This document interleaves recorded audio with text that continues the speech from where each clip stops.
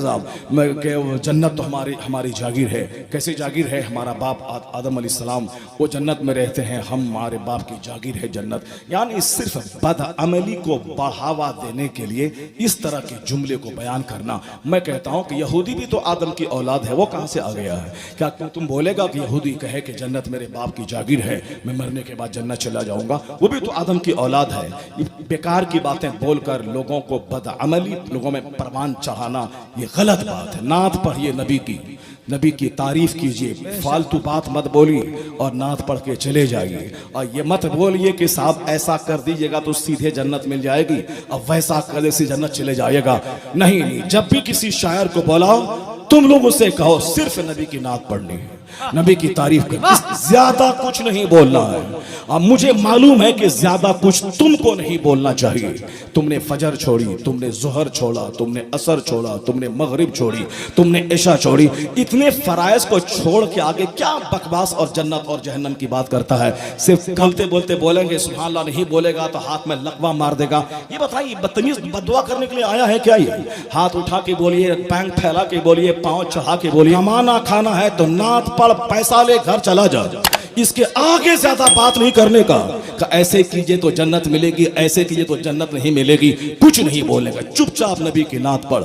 اور پھر یہ بھی مطالبہ کریں صرف اعلیٰ حضرت کی نعت پڑھ، صرف اعلیٰ حضرت کی نعت پڑھ، فالتو مت پڑھ، اس کی نعت مت پڑھ. نعت نبی اعلیٰ حضرت نے اس سے بڑھ کر کے کون اس صدی میں لکھ سکتا ہے؟ سب ایک عاشق رسول، ایک ولی کامل، ایک مجدد اعظم کی نعت پڑھ. اسی کو بتا دے کہ 5 نعت آپ کو پڑھنی ہے، اعلیٰ حضرت کی پڑھنی ہے. نذرانہ آپ کا جو ہے 20,000 25,000 ہم سے لیجئے، اعلیٰ حضرت کی 5 نعت پڑھیے اور جائیے. بیچ میں کچھ نہیں بولنا ہے کہ یہ کرنا ہے، وہ کرنا ہے، وہاں تو کرنا ہے، وہاں جانا ہے. اسی میں بولتے بولتے بولیں گے، سبحان اللہ نہیں بولے گا تو ہاتھ میں لقوہ مار دے گا. یہ بتائیے بدتمیز بدعا کرنے کے لیے آیا ہے کیا؟ یہ ہاتھ اٹھا کے بولیے، پینک پھیلا کے بولیے، پاؤں چڑھا کے بولیے.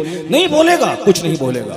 یہ بول کے سبحان اللہ کہیے، ٹھیک ہے. اس کے آگے زیادہ کچھ نہیں کہ لقوہ ہو جائے گا تو ہاتھ جیب دوسرے کے جیب میں ہاتھ ڈال دے گا. یہ ساری باتیں بول کے رونق تقدس کو پامال کر دیا ہے ان لوگوں نے. وہ بات بول جس سے لوگوں کو عمل کا شوق پیدا ہو، لوگوں کو اپنے گناہوں پہ شرمندگی ہو، لوگ نیک بننے کا شوق پیدا ہو. میں نے اس لیے کہا، اور بہت سارے لوگوں نے حسین اعظم کی طرف ایک کہانی منسوب کر کے بولا کہ حضور سے حسین نے کہا کہ میں آپ سے بھی بڑا ہوں. بتائیے یہ نمک مرچ لگا کر کے یہ ساری باتیں کس نے سکھا دی؟